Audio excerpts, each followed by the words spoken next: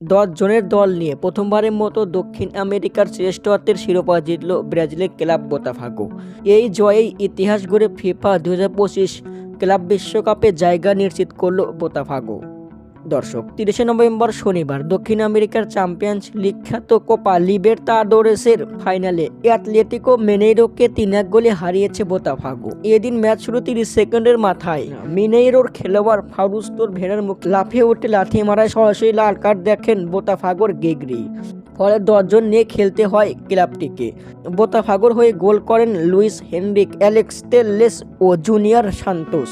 মিনেইরোর পক্ষ থেকে একটি গোল করেন এদুয়ার্দো ভার্গাস। শতকরা 80% ম্যাচের দাপট দেখেও শেষমেশ পারেনি মিনেইরো। কোপা লিবেরতাদোরেস জিতে আগামী বছর যুক্তরাষ্ট্রে হতে যাওয়া ক্লাব বিশ্বকাপে জায়গা নিশ্চিত করেছে ব্রাজিলের ক্লাব বোতাফোগো। বিডি নিউজ, হৃদয় হাসান।